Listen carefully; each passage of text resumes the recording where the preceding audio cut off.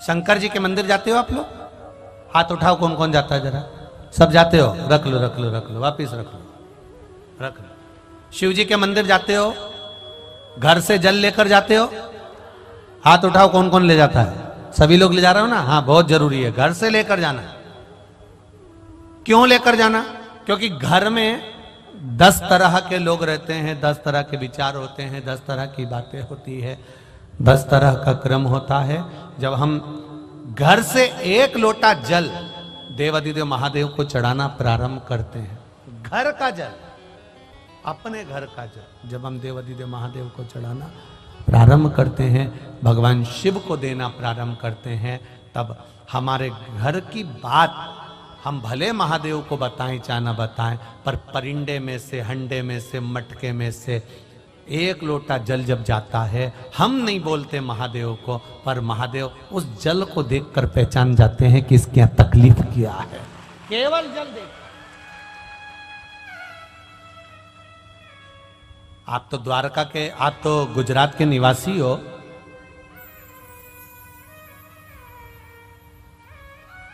द्वारका जी भी आप ही के पास में है। सुदामा जी भगवान कृष्ण के यहां गए थे, क्या लेकर गए थे? जम के बोलो जरा। चावल।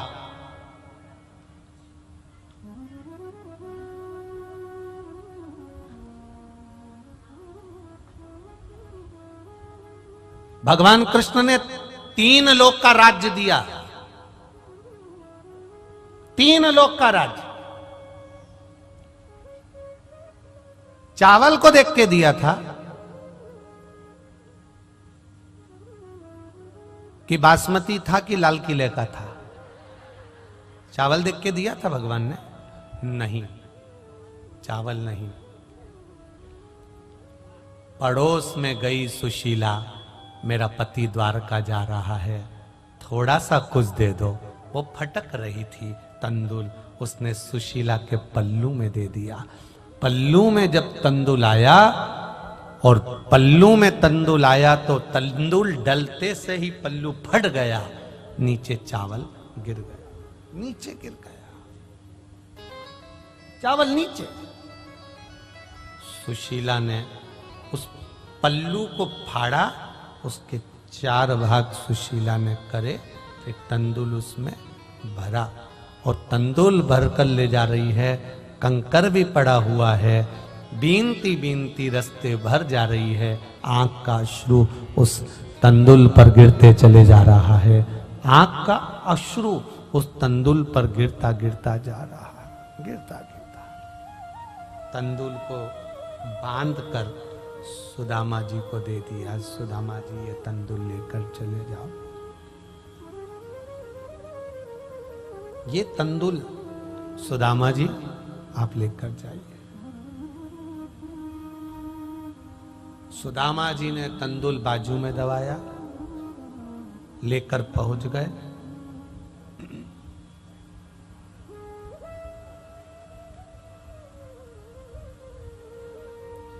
लड्डू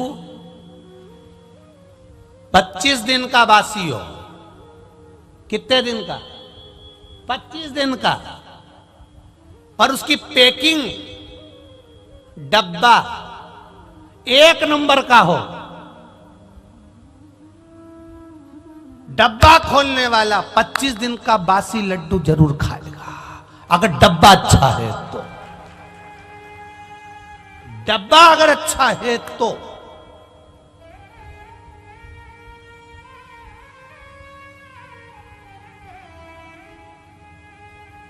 पल्लू भगवान कृष्ण के हाथ में पोटली लगी। द्वारिकाधीश ने वो पोटली को जो खोला तो तंदुल तो अपनी जगह थे, पर वो साड़ी का पल्लू झरझर हो रहा था। भगवान समझ गए, जब साड़ी का पल्लू ऐसा हो रहा है तो तंदुल इसके घर का नहीं है, दूसरी जगह का है। पर पल्लू को देखकर पहचान गए, इसलिए 3 लोक का राज्य प्रदान कर दिया। केवल पल्लू, केवल वस्त्र। दुनिया के लोगों ने कहा उन्होंने तंदुल खाया तो 3 लोग का राज्य दे दिया। तंदुल खाया तो 3 लोग का राज्य दे दिया। ये तो दुनिया के लोगों ने दृष्टि गलत कर ली। जो भगवान को बता दिया कि तंदुल खाया तो 3 लोग का राज्य दिया। अगर सुदामा तंदुल भी लेकर नहीं जाते, केवल सुशीला का एक छोटा सा कपड़ा, केवल एक कार्ड, ये कपड़ा नहीं था। जैसे कोई आप किसी से मिलने जाओ, कंपनी वाला आता है तो अपना विजिटिंग कार्ड देता है, मेरा नाम ये है, मैं इस कंपनी का मालिक हूं, मैं ये हूं, मैं ये हूं। उसने अपना कार्ड दिया। कार्ड दिया मतलब कभी भी जरूरत पड़े तो तुम यहाँ जाना, आपको कोई सामान भेजना हो तो यहाँ भेज देना। सुशीला ने पल्लू नहीं दिया था, अपना विजिटिंग कार्ड दिया था कि ये कार्ड वहां तक पहुंच जाए, उसके बाद में 3 लोग का राज्य तो यहाँ अपने आप भेज देगा, कोरियर ही आ जाएगा। तुम भेजो तो सही है, जाओ।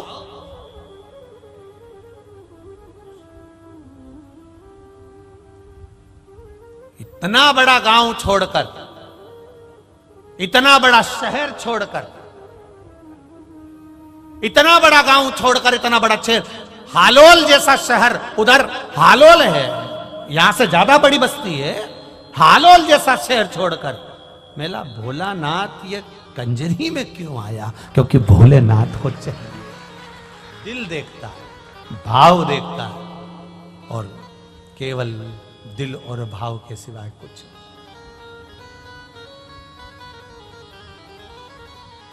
आदरणीय महंत श्री राम मंदिर के राम नारायण दास जी महाराज जी को मैं बार बार साधुवाद दूंगा कि आपका प्रेम खींच कर लाया है देवाधिदेव महादेव को यहां तक। प्रेम आपका, आपकी करुणा, आपकी वात्सल्यता, राघव जी की कृपा, और जो आपने राम जी के मंदिर में जो महादेव जी बिठा के रखे ना स्फटिक के, वो भी बहुत दिन से कह रहे थे। राम जी उनको कहते थे कथा सुनना है। भोलेनाथ जिस दिन से स्फटिक का शिवलिंग बैठा उस दिन से राम जी भोलेनाथ जी के पीछे पड़े, बिल्कुल दोनों आमने सामने। तुम जाके राम मंदिर में देख लेना, दोनों आमने सामने। पहले मेरा मन कहता है ये शंकर जी का मंदिर राम जी के बिल्कुल ठीक सामने बनने वाला था। वो तो शंकर जी ने सोचा है राम जी रोज बार बार कहेंगे कथा सुनाओ, कथा सुनाओ। पार्वती जी को सुनाई थी, काकभुसुंडी को सुनाई, सबको सुनाई, हमको सुनाओ। तो राम जी ने तुरंत, शंकर जी ने महंत जी को कहा होगा साइड में बना, दिखूंगा ही नहीं, तो वो मंदिर थोड़ा राम जी के सम्मुख में साइड में। अब दोनों बैठे अलमस्त में आराम।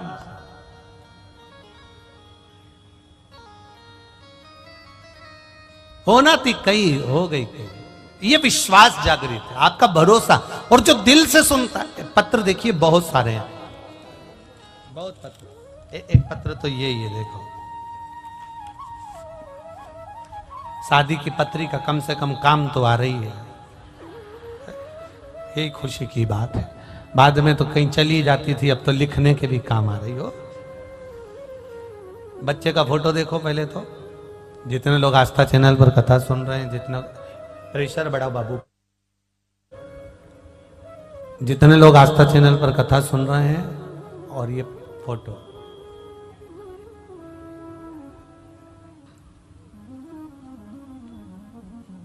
सो आशा विठल पाटिल है मेरा नाम, सूरत गुजरात से आई हूं। कहीं बैठी हो तो हाथ हिलाइएगा, जहां कहीं बैठी हो। आप ही हैं, दोनों हाथ हिला दो एक बार। श्री शिवाय नमस्तुभ्यम। सूरत गुजरात से आई हूं गुरुदेव। आपने जो शिव महापुराण की कथा में 1 लोटा जल का वर्णन किया है, शंकर भगवान का गुणगान करने का वर्णन किया है, शिव जी पर सफेद आंकड़े की जड़ का, डीले कम कर दे बाबू, सफेद आंकड़े की जड़ का जो गुणगान किया है, मेरी बेटी सो ज्योति सुरेश पाटिल, उसकी शादी को 12 साल हो गए थे। शादी को 12 साल हो चुके थे। उसे एक 10 वर्ष की लड़की थी, उसके बाद में उसको कोई संतान नहीं हुई। सारे डॉक्टरों को दिखाया, सबको बताया, पर संतान का सुख नहीं। परिवार वाले कहते थे डिकरी तो है, डिकरानी है। बड़े भाव से देवाधिदेव महादेव की कथा, बड़ोदरा की कथा में बाबा से विनती करी। बाबा की करुणा उदारता ऐसी रही, शिव कृपा से बाबा की करुणा। हम लोग बड़ोदरा भी आए थे, लेटर भी भेजा था शिव जी का कि हमारे यहाँ पर बाबा की कृपा से। बड़ोदरा की कथा में हमने पत्र भेजा था कि हमारे यहाँ बाबा की कृपा से एक बाबा की करुणा से संतान का जन्म हुआ है और बाबा की कृपा से ही प्राप्त हुई है। आज फिर बाबा का ये पत्र भेज रही हूं, शिव कृपा से प्राप्ति हुई है। बैठिए बहन। श्री शिवाय नमस्तुभ्यं। शिव तत्व इसी को कहते हैं, शंकर की करुणा इसी को कहते हैं।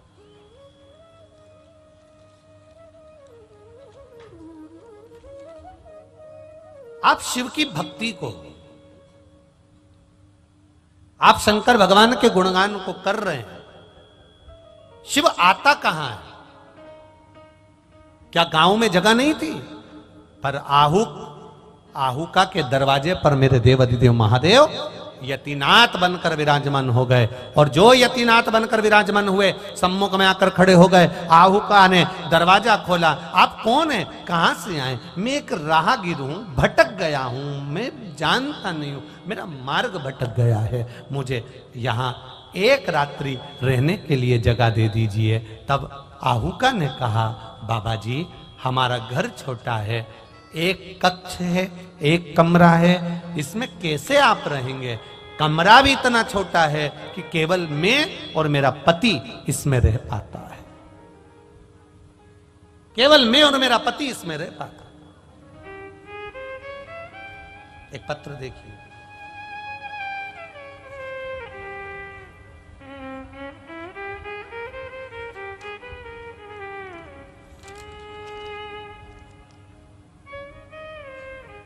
मैं हालोल कंजरी से हूं, किशन क्लासिक से हूं। किसी ने पत्र लिखा है, जो भी हो अपने स्थान पर खड़े हो सकते हैं। मैं हालोल कंजरी से किशन क्लासिक से हूं। बाबा जी हम लोग 1995 से यहां रह रहे हैं। 1995 से हम यहां रह रहे हैं। गुरुदेव हमारे पास में हमारा घर का मकान नहीं था, इतना था भी नहीं कि हम लोग घर का मकान ले सके। पर मेरी एक सहेली ने कहा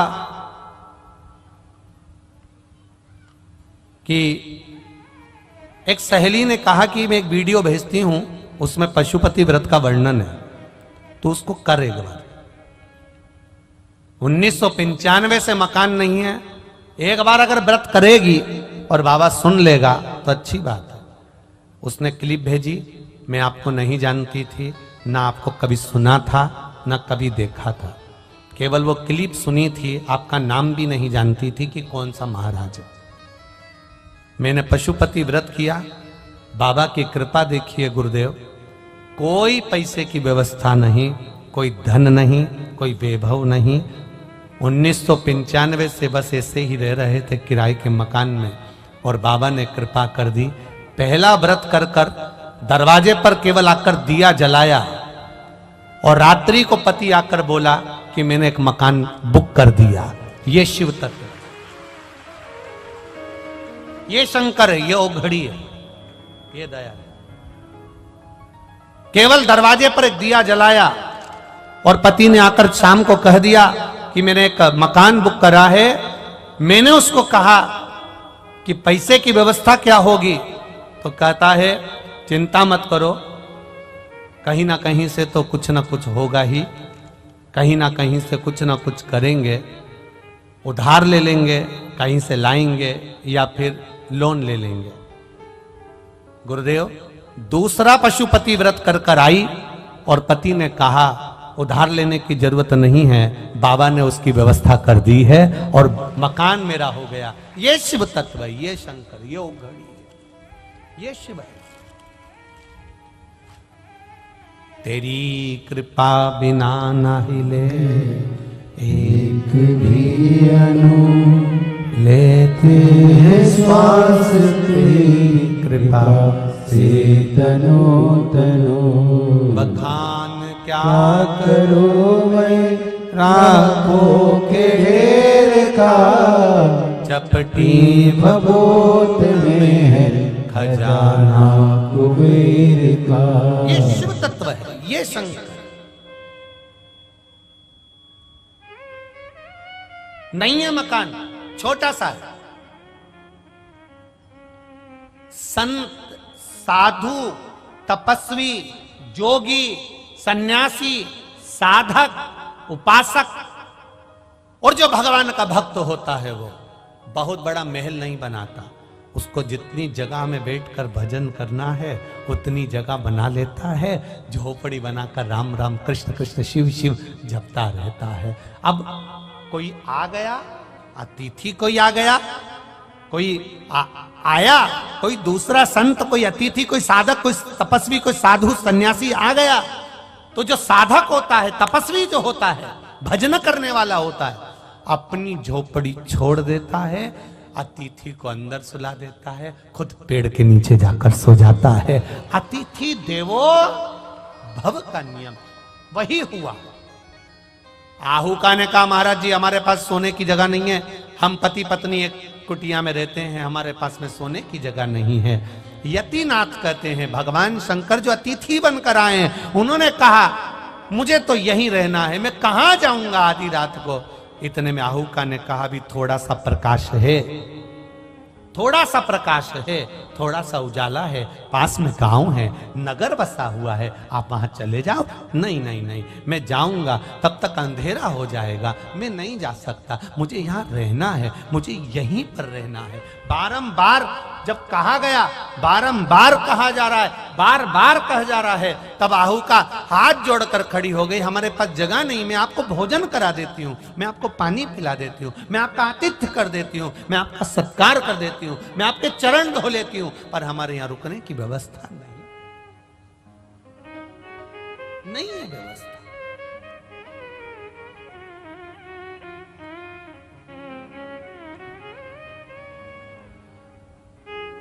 आहुक का आना हो गया, आहुक आ गया। आहुक ने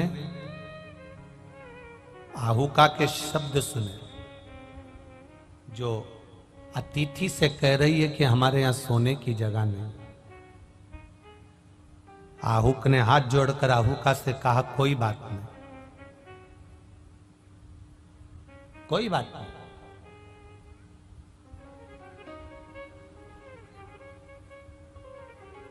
आहुक कहता है कि मैं बाहर सो जाऊंगा, मैं रात्रि में बाहर हो जाऊंगा, अतिथि यहीं पर रहे।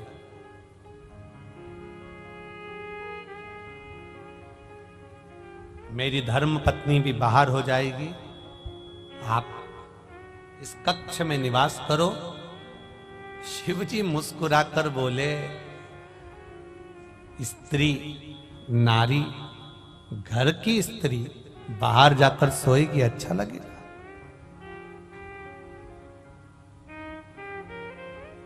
घर की नारी अगर बाहर जाकर सोएगी तो उसमें श्रेष्ठता किसकी बनेगी? लोग क्या कहेंगे? यतिनाथ भगवान कर रहे हैं, लोग मुझे अपशब्द कहेंगे कि ऐसा अतिथि आया, ऐसा मेहमान आया, घर की नारी को बाहर ले जाकर पटक दिया और खुद अंदर सो गया, मुझे श्रेष्ठ नहीं लगता। तब आहुक ने कहा महाराज जी मैं आपको जानता नहीं, पहचानता नहीं, अपनी नारी को, अपनी स्त्री को मैं अंदर कैसे सुला दूं? आप जिस कक्ष में सोएंगे उस कक्ष में मैं नारी को कैसे सुला सकूं? कैसे सुलाऊं?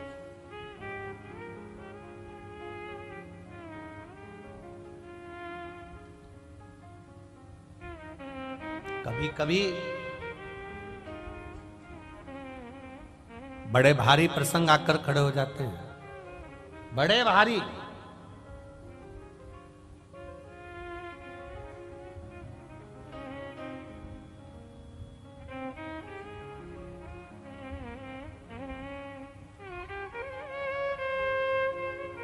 बहुत परीक्षा देना पड़ जाती कभी कभी। ओरछा के राजा भगवान कृष्ण को मानते थे, ओरछा की रानी भगवान राम को मानती थी। श्री विट्ठलनाथ जी ने, गोसाई जी ने, ओरछा के राजा पहुंचे गोसाई जी के सामने, महाराज हाथ जोड़कर खड़े हैं गोसाई बाबा के सामने, विट्ठलनाथ जी के सामने, गोसाई जी के सामने। महाराज जी ठाकुर जी की सेवा दे दीजिए, मुझे ठाकुर जी की सेवा दे दीजिए, ठाकुर जी की सेवा दे दीजिए। गोसाई जी ने कहा, महाराज तुम राजा हो, अगर ठाकुर जी की सेवा में लग जाओगे तो संसार की सेवा नहीं कर पाओगे, अपने राज्य की सेवा नहीं कर पाओगे। मैं आपको सेवा नहीं दे सकता, मैं आपके घर में ठाकुर जी विराजमान नहीं कर सकता। नहीं, मुझे ठाकुर जी की सेवा दे दीजिए, मुझे ठाकुर जी की सेवा दे दीजिए। बार बार हाथ जोड़ रहे हैं, बार बार निवेदन कर रहे हैं, बार बार निवेदन कर, मुझे ठाकुर जी की सेवा दे दो। ओरछा के राजा हाथ जोड़कर खड़े थे तो गोसाई जी ने कहा, मैं तुम्हें एक सेवा देता हूं, जो गले में तुलसी की माला पहनकर आए, मस्तक पर तिलक लगाकर आए, जो परम भगवदीय वैष्णव तुम्हारे यहां आए, तुम उसके चरण धोना और चरणामृत पीना। बस इतनी सेवा तुम्हें दे देता हूं, उससे तुम्हें ठाकुर जी मिल जाएंगे। इतनी सी सेवा, हाँ बस इतनी सेवा करो। ओरछा का राजा कोई भी उसके नगर में आया, उसको सूचना मिल जाती, संत आए चरण धो लिए, साधु आया चरण धो लिए, ब्राह्मण आया चरण धो लिए, कोई भी आया मस्तक पर तिलक लगा है और गले में तुलसी की माला पड़ी है, और ओरछा के राजा ने उसके चरण धोए। सोने की थाली तैयार रखता था, सोने का कलश तैयार रखता था, रानियों को तैयार रखता था कि कोई भी आएगा चरण धोना पड़ेगा। मेरे गुरु ने कहा है चरण धो, और चरण धोने का क्रम चालू हो गया। नगर के लोग, राजा के नगर के लोग हंसने लगे, काहे का ये राजा हुआ, बताओ ऐसा पगला हर किसी के पांव धोता रहता, हर किसी के चरण धोता रहता। इसके तो मजे लेना चाहिए। गांव के लोगों ने, नगर के लोगों ने मजे लेना चाहे। जो विपरीत थे, विपरीत बुद्धि के थे, उसने मजे लेने के लिए गधे के गले में तुलसी की माला पहना दी,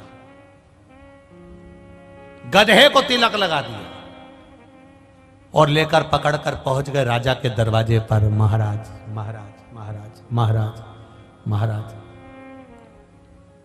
महाराज, परम भगवदीय वैष्णव आया है, परम भगवदीय वैष्णव। राजा ने अपनी रानी से कहा, सोने की थाली लेकर आओ। रानी एक थाली लेकर आई, क्योंकि वैष्णव के दोनों चरण एक थाली में धोते थे। राजा ने आवाज लगाकर बोला, एक थाली नहीं 4 लेकर आना। आज मेरे गोवर्धन नाथ ने बड़ी कृपा करी है, परम भगवदीय वैष्णव 2 पांव से आता था, 4 पांव से आया, 4 पांव से परम भगवदीय वैष्णव आया है। 4 सोने की थाली लाई जाए, 4 कलश जल लाया जाए, गधे के पांव सोने की थाली में रखे, धोए और धोए चरण को चरणों इकट्ठा करा, बस पीने ही वाला था। इतनी देर में उस गधे में से मेरा गोवर्धन नाथ प्रकट होकर दर्शन दे देता, मेरा ठाकुर, मेरा कृष्ण आकर दर्शन दे देता है कि तूने अपने गुरु का कहना माना। और गुरु ने कहा था, जो कंठी पहनकर आए, तुलसी की माला पहना हो, मस्तक पर तिलक लगा हो, उसके चरण धोकर चरणों तक लेना। तूने गुरु के वचन को निभाया, इसलिए मैंने तेरे गुरु के वचन को याद कर कर तुझे दर्शन दिया है। साधारण नहीं है। अगर आपने सुना, जैसे उस माता ने सुना कि उसकी सहेली ने कहा कि 1 लोटा जल समर्पित कर, एक लोटा जल अगर आप चढ़ा रहे हो, किसी गुरु के कहने पर आप शंकर के मंदिर जा रहे हो, भगवान की भक्ति कर रहे हो, एक लोटा जल शिव जी को चढ़ा कर आ रहे हो, शंकर के द्वार जाकर आ रहे हो, एक बेलपत्र चढ़ा रहे हो, एक चावल का दाना चढ़ा रहे हो, एक फूल की पंखड़ी भी आप शिव जी को चढ़ा रहे हो, शंकर के मंदिर के सामने से निकलकर भी आप मुस्कुरा कर जा रहे हो। अगर इतना भी नहीं बनता तो शिव के शिखर का दर्शन कर रहे हो तो भी तुम्हारे जीवन का कल्याण निश्चित है, उसमें कुछ भी विपरीतता नहीं।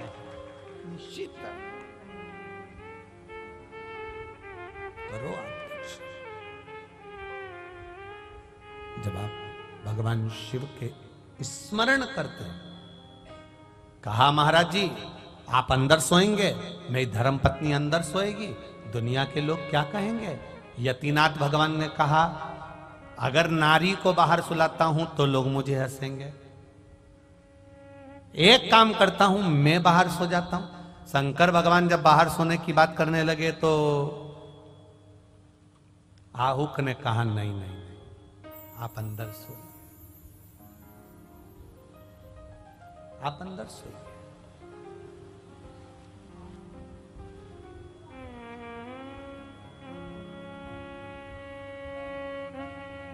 कितना विचित्र संवाद है। दुनिया के लोग कहते हैं हमारे घर में हमने भगवान का मंदिर भी बनाया है। कहना ये चाहिए कि भगवान के मंदिर में हमने अपना घर बनाया है, कहना ये चाहिए। ये संपूर्ण ब्रह्मांड तो मेरे परमात्मा का है। ये घर, जमीन, जायदाद, गाड़ी, बंगला सब कुछ तो उसी का है। जब आए थे माता के गर्भ से जब जन्म हुआ था, दोनों मुष्टिकाएं बंद थी। तुमको ये भी नहीं मालूम था कि तुम्हारी आंखें अच्छी होंगी, तुमको ये भी नहीं मालूम था तुम्हारी नासिक अच्छी होगी, तुम्हें ये भी नहीं मालूम था तुम्हारी जिब्भी अच्छी होगी, तुम्हें ये भी नहीं मालूम था कि तुम्हारे कर्ण अच्छे होंगे, तुम्हें ये भी नहीं मालूम था कि तुम दोनों पांव से चल पाओगे, तुम्हें ये भी नहीं मालूम था कि तुम्हारे हाथ अच्छे होंगे, तुम्हें ये भी नहीं मालूम था कि तुम दुनिया का दर्शन कर पाओगे। भगवान भोलेनाथ को बार बार धन्यवाद दिया करो कि तूने मुझे अच्छे घर में जन्म दिया, अच्छा शरीर दिया, अच्छा कुल दिया, अच्छा परिवार दिया, अच्छी प्रतिष्ठा दी, अच्छी इज्जत दी। अच्छा हुआ भोलेनाथ तूने किसी लाल बत्ती चौराहे पर, 3 बत्ती चौराहे पर या किसी घड़ियाल चौराहे पर मुझे कटोरा लेकर खड़ा नहीं किया। ये तेरी कृपा है, मेरा पेट तू भर रहा है, ये तेरी उदार। नाम तूने दिया, इज्जत तूने दी, प्रतिष्ठा तूने दी, जायदाद तूने दी, जो दिया तूने दिया। मैं लेकर क्या आया था। कितने लोग हैं इसमें से, इसमें जितने बैठे हैं इसमें से कितने लोग हैं जो मां के गर्भ से पैदा हुए थे तो कलेक्टर थे,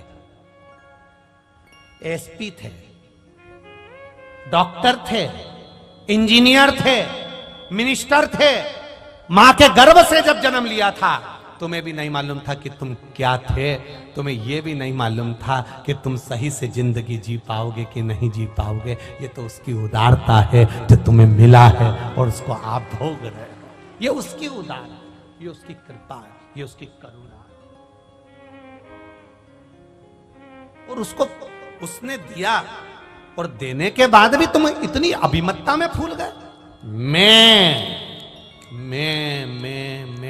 दक्ष प्रजापति कहता रहा मैं यज्ञ करा रहा हूं, मैं कर रहा हूं। भगवान शंकर ने भी कह दिया जो मैं करता है उसका सिर कट जाता है, बाद में वो मैं बकरा बकरी बनकर करता रहे।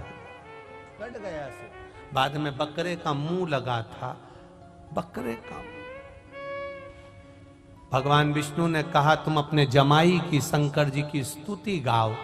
अब इंसान का मुंह होता तो स्तुति गाता, कर्पूर गौरम कर्णावतारम बोल लेता, नमामि शमीशान निर्वाण रूपम बोल लेता, पर बकरा कौन सी स्तुति गाता।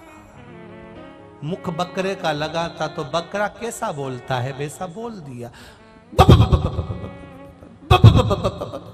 अब बकरा जैसा बकरा शंकर जी तो भी खुश हो गए, मेरा ससुर कितनी जोरदार स्तुति कर रहा, कितनी जोरदार कर। उस दिन से देवादिदेव महादेव ने कह दिया जैसे मेरे ससुर ने मेरी स्तुति करी, दुनिया का कोई व्यक्ति मेरी वैसी स्तुति करेगा तो मैं यही समझूंगा कि मेरा ससुर आया है। तब से आज तक लोग शंकर जी के मंदिर में जाकर चिल्लाते हैं बम बम भोले। जैसे ही बम बम बोलते हैं शंकर जी समझ जाते मेरा ससुर आ गया है। और कई माताएं बम बम बोलती है तो भी महादेव समझ जाते हैं मेरी सास भी आई है, साथ में अकेले। इतना विचार करिए उस शब्द पर। आप अगर बाहर सोएंगे तो हमारी शान घटेगी, आप अंदर सोइए। देवादिदेव महादेव ने कहा मैं अंदर सो जाऊं, हाँ, पर दुनिया के लोग क्या कहेंगे? आग लगे बस्ती में, अपन रहो मस्ती में। दुनिया के लोग तो कहते रहेंगे, उनका काम है कहने का। अगर अपन दुनिया के कहने पे चलो ना तो आधे से ज्यादा तो भूखे मर जाओ।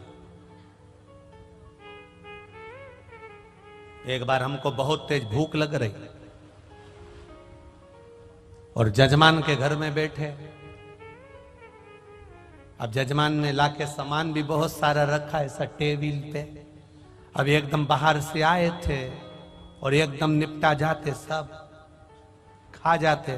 तो जजमान को भी लगता बताओ ये सियोर वाला महाराज तो कैसा हपसी है, पूरा खा गया। अब बड़े आश्चर्य में हम साल माल ओढ़ के बड़ी आराम से बैठे थे। अब भूख भी बहुत लग रही थी और उन्होंने तुरंत कुछ भी नहीं उठाया। जजमान ने केवल ड्राई फ्रूट्स, काजू बादाम पिस्ता में से भी, वो भी सब छोड़ के किशमिश, इसमें से 2 दाने तो लेना पड़ेंगे। हमारे तक जान जल गई कि केवल 2 दाने, केवल 2 दाने, इसमें से 2 दाने तो लेना ही पड़ेंगे। हम आशीष को देख रहा, आशीष हमको देख रहा। हमने 3 बार उसको कोनी मारा, भूख बहुत तेज लग रही है। अब हम भगवान से प्रार्थना कर रही है अंदर जाए तो हम निपटा जाए, कि जाए तो बस ये अंदर पहुंची और अपन खाए। अब वो भी इतनी चतुर थी, खुद अंदर गई, पति से कह गई गुरु जी को आराम से देखते रहना। अब गुरु जी को क्या देखते रहना, वो बैठा वही सोफे पे। हमने भी उनसे पूछा कैसे हो, बढ़िया, क्या काम काज है, बस यही काम काज है। हमको लग रहा है तुम्हारा मोबाइल बज रहा है। इतने में पति बोला नहीं नहीं वो अंदर देख लेगी। बहुत इंतजार करा, बहुत। वो तो उनके घर की एक बूढ़ी सी माँ, माँ तो माँ होती है, माँ तो माँ होती है। जब माँ ब्रह्मा विष्णु महेश का चेहरा पहचान सकती है तो संत का भी चेहरा पहचान सकती है। बूढ़ी माँ थी, आई, महाराज जी यात्रा में कोई तकलीफ तो नहीं हुई? हमने कहा नहीं माता जी बढ़िया आराम से आ गए। तुम तो कुछ ले ही नहीं रहा। हमने कहा आप चालू करो, तुम तो कुछ ले ही नहीं रहा। हमने कहा बस इसी का इंतजार था। बहू बोल कर गई थी इसमें से 2 दाने तो लेना ही पड़ेंगे, और ऊपर से एक बिठा के चली गई, देखते रहे। बस केवल दमदार तो एक आई, इसमें से तुमने तो कुछ लिया ही नहीं। इतनी देर तो अपन छोड़े। ढोकला ऐसा निपटाया कि ढोक लगाने के लिए जरा सा भी नहीं बचा, सब निपटाया। सोचे होगा, शर्म करे सो तो गए। अब बाबा बोले, शिवजी ने कहा मैं यहां, लोग क्या कहेंगे?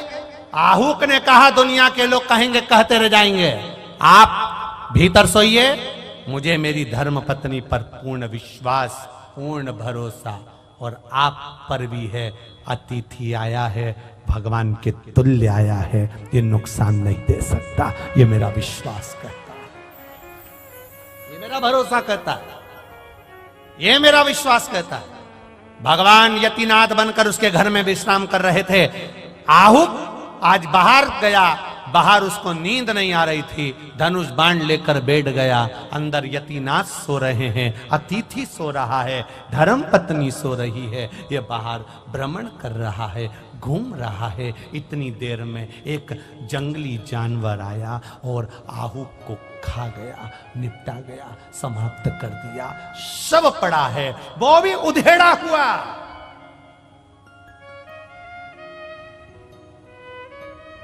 शव पड़ा है, वो भी उधेड़ा हुआ। जो उधेड़ा हुआ शव, मांस के छीतड़े पड़े हैं। यतिनाथ भगवान अंदर सो रहे हैं, आहू का अंदर सो रही है। सवेरे सवेरे आहू का उठी, यतिनाथ जी नहीं उठे, उठे ही नहीं, क्योंकि लीला ही उनकी थी, नहीं उठे।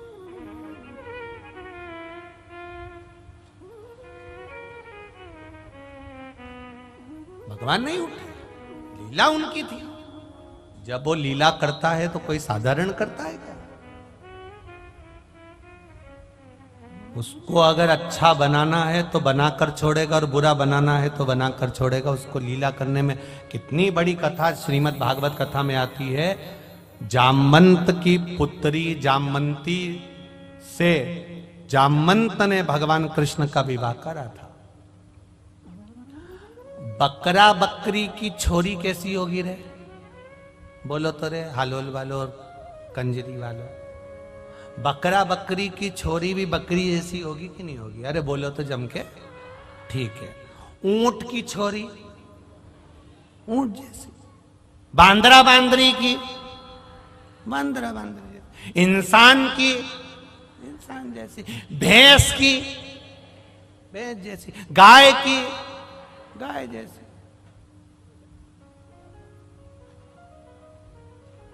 अब ये जामवंत कौन था? रीछ। तो रीछ की रीछड़ी। अब जैसा रीछ का मुंह, रीछ का मुंह कैसा था? तुमने जामवंत को देखा? रीछ का कभी देखा तुमने? पहले सर्कस में रीछ आता था, ऐसा बड़ा सा मुंह, पूरे चेहरे पर बाल, पूरे शरीर पर बाल। जामवंती का स्वरूप भी ऐसा ही था, पूरा मुंह लंबा, पूरे चेहरे पर शरीर पर बाली बाल, ये बड़े बड़े, और पूरा चेहरा काला, भयंकर रीछ जैसा। जामवंत ने भगवान कृष्ण से कहा, मेरी बेटी से तुम्हें विवाह करना पड़ेगा। भगवान ने कहा, क्यों? मेरी बेटी सालों से इंतजार कर रही, राम अवतार में मैंने कहा था आप विवाह करना। आपने कहा था एक पत्नी व्रत का पालन कर रहा हूं, अगला अवतार लूंगा तब तुम्हारी बेटी से विवाह करूंगा। मैंने कहा था मेरी बेटी तो बूढ़ी हो जाएगी, तब आपने कहा था जब तक उससे शादी नहीं कर लेता तब तक बूढ़ी नहीं होगी। मेरी बेटी अभी तक जवान है प्रभु, युवान अवस्था में है, आप मेरी बेटी से ब्याह कर लो। भगवान कृष्ण ने पूछा, जामवंत तुम्हारी बेटी दिखती कैसी है? जामवंत ने कहा, बाप पर गई है। भगवान का चेहरा उतर गया, मेरे लिए ही रखी थी ऐसी, मेरे लिए, बिल्कुल तेरे जैसा लंबा मुंह, बिल्कुल तेरे जैसा चेहरे पे पूरे बाल ही बाल, हाथ पैर नख इतने ही बड़े, बिल्कुल वैसी की वैसी है। प्रभु शादी तो करना पड़ेगी। भगवान ने कहा, बुलाओ जामवंती को। जामवंती को बुलाया। जो भगवान ने देखा, ये तो बिल्कुल रीछ जैसी दिख रही है। अब छोरी उन्हीं की थी। भगवान ने कहा, शादी तो कर लूंगा जामवंती, पर शर्त एक है। क्या? जब तक मैं नहीं बोलूंगा तब तक तू अपना चेहरा किसी को नहीं दिखाएगी, ना बात करेगी ना बोलेगी। मैं जैसा कहूं बस वैसा करना, बस शादी कर लो, मैं जैसा बोलोगे वैसा करूंगी। होता है।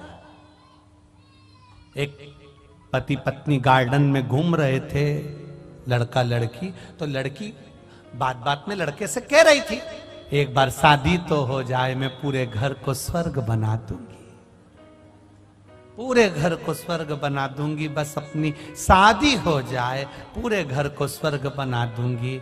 एक संत ने घूर कर देखा, ये पूरे घर को स्वर्ग बना देगी, घर में रहने वालों को स्वर्गवासी पहचान। भगवान ने कहा, तू बोलेगी नहीं? नहीं बोलूंगी। मुख नहीं दिखाएगी? नहीं दिखाऊंगी। कपड़े ऐसे पहनना कि पूरा शरीर ढका हो, एक अंग भी ना दिखे तेरा। बिल्कुल ठीक है, शादी हो गई। भगवान ब्याह करके जामवंती को लेके द्वारका पहुंच गए। रुक्मणी को मालूम पड़ा भगवान द्वारका नाथ आए। रुक्मणी थाली सजा के लाई, जो थाली सजा के लाई, रुक्मणी जी ने द्वारकानाथ जी की आरती उतारते समय पूछ लिया ये बाजू में खड़ी कौन है? भगवान बोले मेरी धर्म पत्नी है। रुक्मणी जी बोली मैं थी तो सरी प्रभु। भगवान बोले गिफ्ट में मिली है। तो गिफ्ट में मिली तो तुम लेकर आ गए? भगवान बोले बारात में, शादी में, गिफ्ट में कोई भी सामान मिलता है उसको कोई छोड़ के नहीं आता। भंगार जैसी अलमारी मिलती 5,000 की तो भी 10,000 की बस करके ऊपर बांध कर लाते। कौन छोड़ के आता? सब लाता, हम भी लिया। रुक्मणी जी बोली इतना लंबा घूंघट, इतने लंबे लंबे कपड़े, इतना लंबा लहंगा, ये दुल्हन उन जो लहंगा पहनती है ना, लॉन्ग लहंगा, सबसे पहला जामवंती ने पहना था। ये इतना लंबा लहंगा पहनी है, शरीर नहीं दिख रहा, स्वरूप नहीं दिख रहा, मुख नहीं दिख रहा।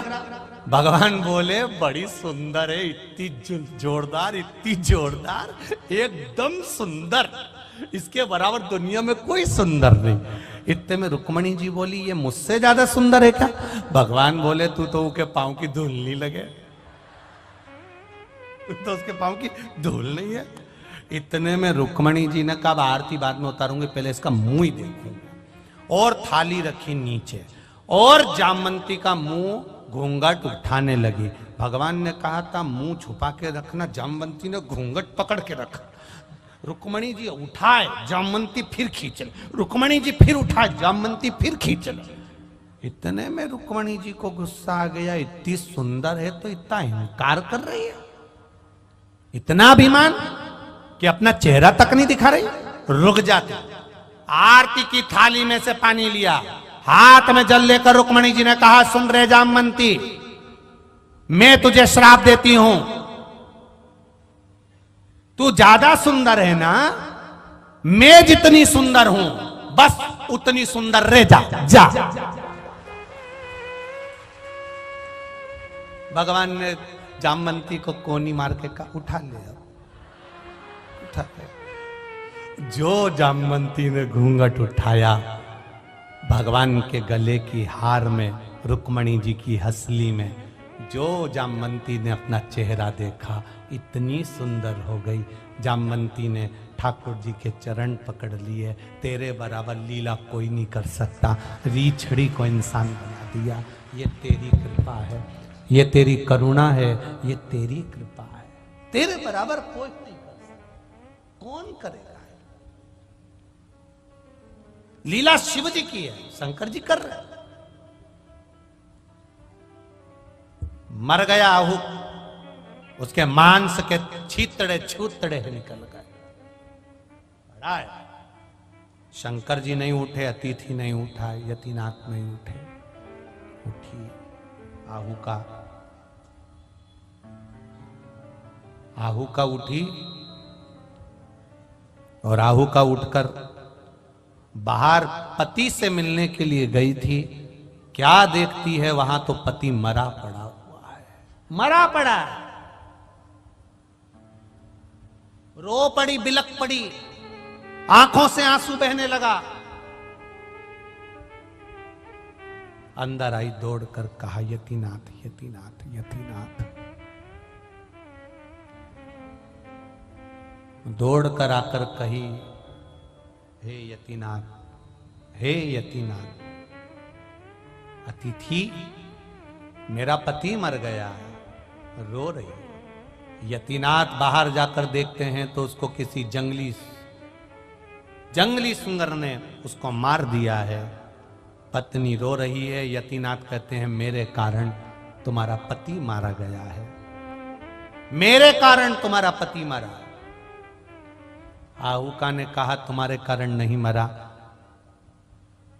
ललाट पर लिखा होगा इतना ही उम्र इसलिए चला गया। आपसे एक प्रार्थना करना चाहती हूं, बोलो।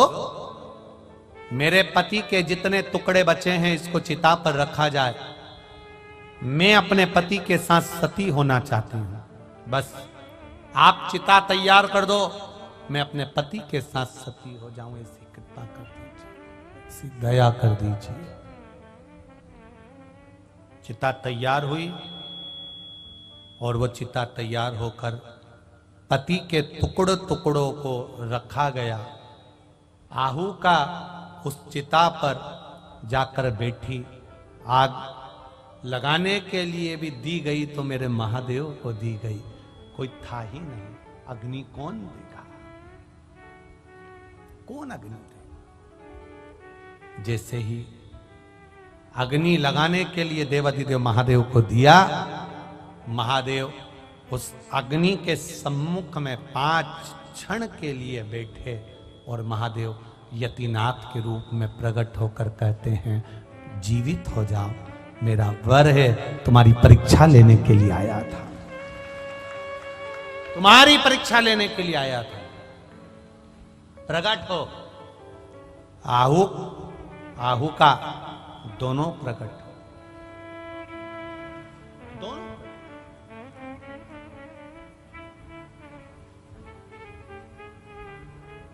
मेरे कारण एक रात्रि तुम दोनों को दूर रहना पड़ा है।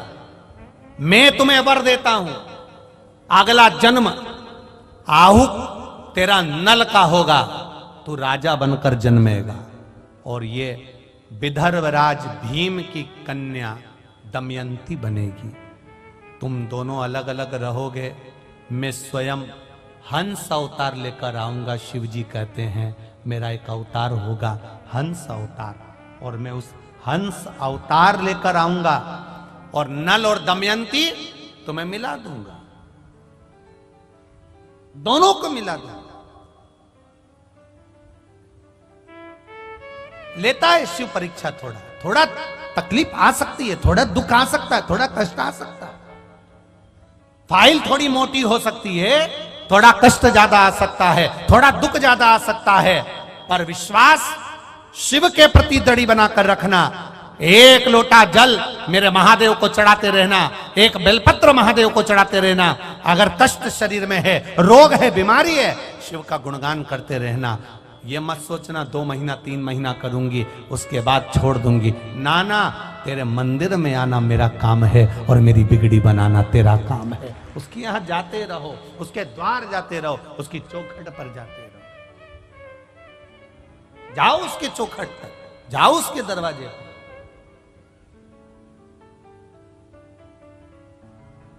और उसके पास पहुंचोगे तो दुख मिटेगा, जो ये निश्चित है। शिव महापुराण के मूल मंत्र का स्मरण करें, भाव से भगवान देवाधिदेव महादेव से दिल से करें। श्री शिवाय नमस्तु, श्री शिवाय नमस्तु, श्री शिवाय नमस्तु, श्री शिवाय नमस्तु, श्री शिवाय नमस्तु। भोला सब दुख काटो मारा, ओ भोला सब दुख काटो मारा। शिव शंकर जपो तेरी माला, भोले बाबा जपो तेरी माला। भोला सब दुख काटो मारा, ओ भोला सब दुख काटो मारा। भगवान शिव की कथा कर, तुम नल बनोगे, ये दमयंती बनेगी, मैं हंस बनकर तुमको मिलवाऊं।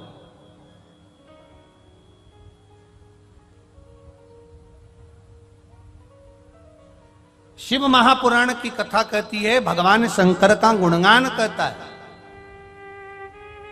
आप जितने कदम चलकर शिव महापुराण की कथा में पहुंचते हो, जितने कदम चलकर आप देवाधिदेव महादेव के पास पहुंचते हो, उससे ज्यादा कदम चलकर मेरा महादेव आपके दुख काटने के लिए पहुंचता है। एक पत्र आया है, देखिए।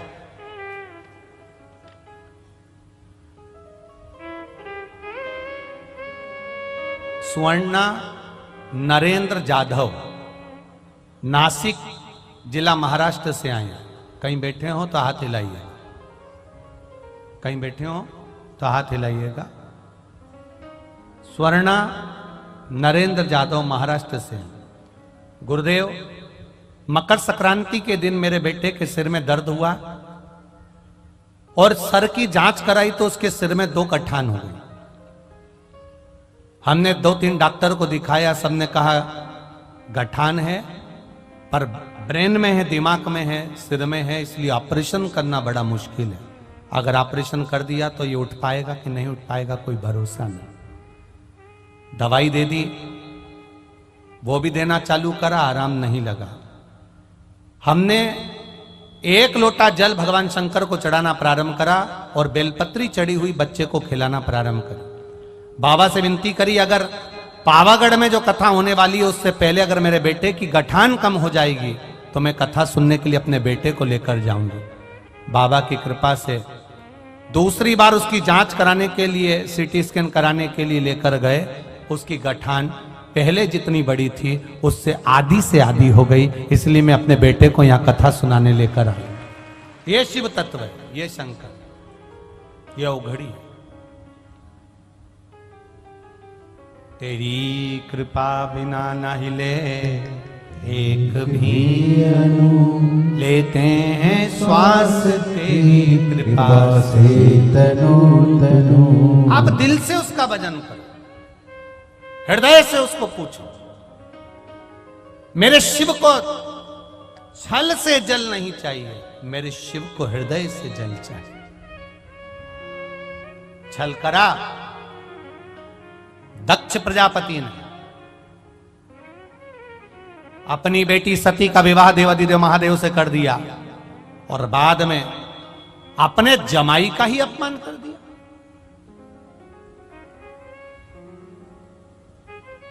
बेर किस बात का था? केवल एक जरा सी बात का बेर था। चंद्र को काया का रोग हुआ था और भगवान देवादिदेव महादेव ने चंद्र के रोग को समाप्त करा था सोमेश्वर सोमनाथ बनकर। यह बात दक्ष प्रजापति को मालूम पड़ गई कि मैंने चंद्र को श्राप दिया था तुझे काया का रोग हो जाए, और वो चंद्र ठीक हो गया। किसके बल पर? देवादिदेव महादेव के बल पर। बस मन में आटी बैठ गई और आखिरी में शिव का अपमान हो गया। सती माता जलकर भस्म हो गई। हिमालय राज के यहां पार्वती के रूप में जन्म हो गया। शंकर भगवान के साथ माता पार्वती का मंगल विवाह हो रहा है। जोरदार ताली बजाएं। देवादिदेव महादेव माता पार्वती को लेकर पधार रहे हैं। सुंदर जयमाला हो रही है। भगवान देवादिदेव महादेव के गले में मां जगत जननी जगदम्बा माता पार्वती भगवान शिव के गले में माला पहना रहे हैं। जोरदार ताली बजाकर स्वागत करिए। हर हर महा।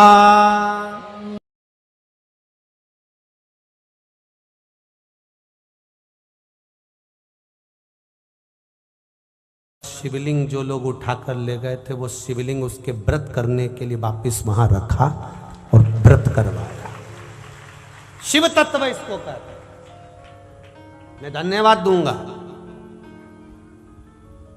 साधुवादता है आपको, आपका विश्वास, आपका भरोसा, आपकी दृढ़ता क्या ना देगी। एक पत्र आया, छोटा सा पत्र है, उस पत्र में उन्होंने लिखा है, मैं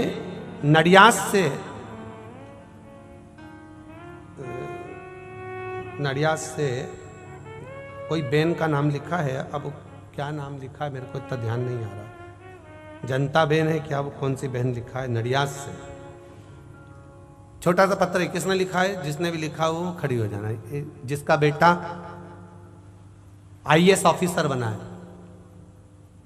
जिसने भी पत्र लिखा, छोटा सा, उसका नाम इसमें हमको समझ में नहीं आ रहा। पत्र छोटा है, जिसने भी लिखा हो वो अपनी जगह पर खड़े हो सकते हैं।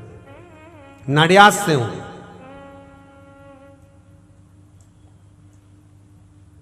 मेरा बेटा 5 साल से परीक्षा दे रहा था IAS ऑफिसर बनने के लिए, पर क्लियर नहीं हुआ।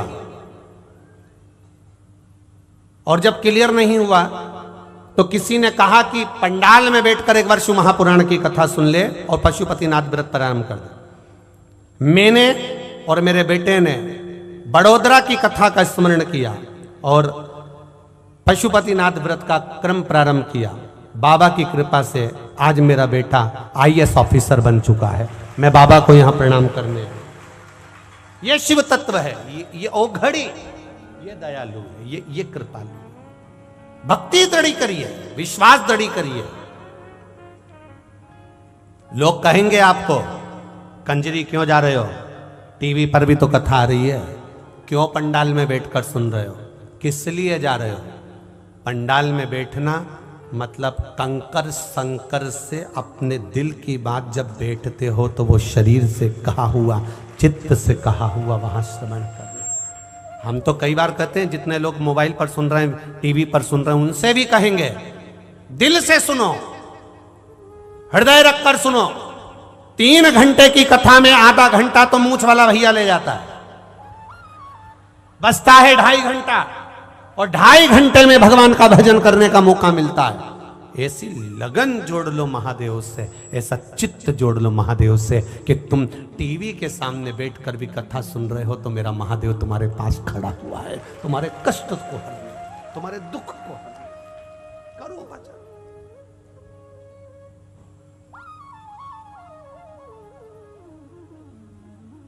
जाओ शिवालय, शिव तत्व। कारकोट नाग बैठा सम्मुख में, सामने बैठा हुआ है, एकदम टकटकी लगाकर महादेव को देख रहा है, कुछ नहीं बोला, ना मंत्र है, ना तंत्र है, ना साधना है, कोई तपबल नहीं है उसका, केवल दर्शन है, केवल दर्शन। कारकोट नाग महादेव को देख रहा है, शिवलिंग को देख रहा है, केवल दर्शन। पुष्टि मार्ग में, वैष्णव धर्म में 5 दर्शन होते हैं। कितने दर्शन होते हैं? 5। हम नाथद्वारा के आटोयाम के दर्शन का वर्णन नहीं कर रहे, हम पुष्टि मार्ग वैष्णव धर्म के अंतर्गत 5 दर्शन का मतलब कर रहे हैं। पहला दर्शन भगवान के चरणों का, दूसरा दर्शन भगवान के नाभि कोश का, तीसरा दर्शन भगवान के वक्षस्थल का, चौथा दर्शन भगवान की शिखा का, 5वां दर्शन भगवान के नयन का। ये हमारे वैष्णव धर्म के 5 दर्शन हैं, ये पुष्टि मार्ग के 5 दर्शन हैं। पहला दर्शन है भगवान के चरणों का दर्शन। जब हम भगवान राम जी के चरणों का दर्शन करते हैं, ठाकुर जी के चरणों का दर्शन करते हैं, लाल जी के चरणों का दर्शन करते हैं, मेरे गोवर्धन नाथ श्री जी बाबा के चरणों का दर्शन करते हैं, मेरे विश्वनाथ के चरणों का दर्शन करते हैं, तो हम बाबा से यही कहते हैं कि मेरे चित्त को, मेरे मन को, मेरी बुद्धि को आपके चरणों में समा लेना। दूसरा दर्शन है नाभि कोश का। नाभि का दर्शन जब हम करते हैं, मेरे राम जी की नाभि का करा, ठाकुर जी की नाभि का करा, नारायण भगवान की नाभि का करा, भगवान की नाभि का, देवादिदेव महादेव की नाभि का दर्शन करा। जब हम नाभि का दर्शन करते हैं तो देवादिदेव महादेव से कहते हैं, भगवान से कहते हैं, राम जी से कहते हैं, ठाकुर जी से कहते हैं, हे प्रभु आपकी नाभि इतनी गहरी थी जिसमें ब्रह्मा जी हजारों वर्ष तक तप करते रहे और आपने ब्रह्मा जी को कमल के पुष्प के ऊपर बाहर निकाल दिया। उसी तरह ये भव सागर बहुत गहरा है, हमको भी बाहर निकाल देना। ये नाभि का दर्शन कर रहा है, ये नाभि का दर्शन कर रहा है। तीसरा दर्शन है वक्षस्थल का दर्शन, भगवान के हृदय का दर्शन।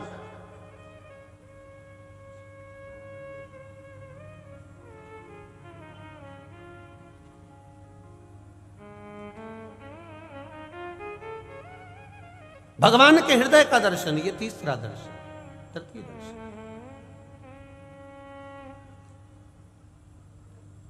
ये तीसरा दर्शन। और भगवान के हृदय का जो दर्शन है, हम भगवान से, क्योंकि सारे संत, साधु, सन्यासी, तपस्वी, साधक, उपासक, भगत, ये सब जब प्राण छोड़ते हैं, कोई संत, कोई साधु, कोई सन्यासी, कोई तपस्वी, कोई भगत, भगवान का अपना प्रिय भक्त जब प्राण छोड़ता है तो वो कहाँ जाता है? तो कहा भगवान का प्रिय भक्त जब प्राण छोड़ता है तो भगवान के हृदय में जाकर बैठ जाता है, फिर उसका जन्म नहीं होता।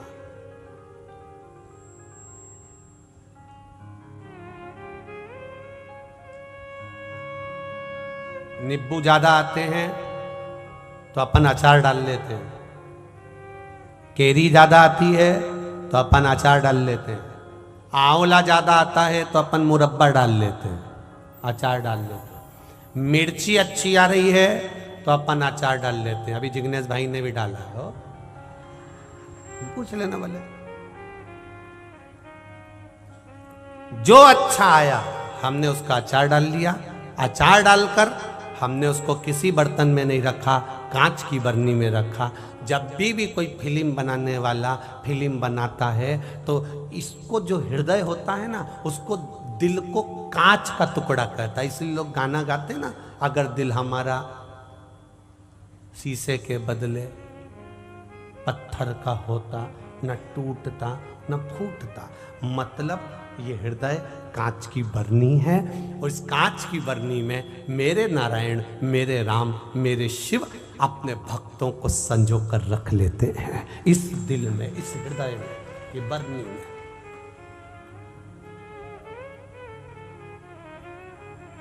भक्ति का भगवान के हृदय का दर्शन मतलब सारे संतों का, साधुओं का, गुरुओं का, भक्तों का दर्शन अगर कहीं नहीं करने जा सकते, रोज कुंभ के मेले में नहीं जा सकते, तुम रोज कहीं संत का दर्शन करने नहीं जा सकते, तो मेरे भगवान के हृदय का दर्शन कर लो, उसमें सारे संतों का दर्शन है। तीसरा दर्शन है ये चौथा दर्शन है भगवान की शिखा, चोटी। नाथ द्वारा जाओ तो मेरे श्री जी बाबा की चोटी ऊपर से नीचे, नीचे से ऊपर, ऊपर से नीचे जाती हुई तुम्हें दर्शन होंगे। श्रीनाथ जी का कोई फोटो हो, उनका दर्शन करेंगे तो शिखा का दर्शन होगा। लड्डू गोपाल हो, उनकी शिखा का दर्शन होता है। शिखा का दर्शन मतलब उन्नति की सीढ़ी पर कितने भी चढ़ जाओ, कितने भी चढ़ जाओ, पर भगवान के चरणों को मत भूलना। ये चोटी कहवी, शिखा कर। भारत के 10 लोग अमेरिका घूमने के लिए गए, उन्होंने एक होटल बुक कर ली, एंजॉय के हिसाब से गए थे घूमने पे, होटल बुक कर ली। होटल के मालिक ने कहा देखिए कमरा तो बुक कर लो, परंतु रूम जो है वो 100 मंजिल ऊपर मिलेगा।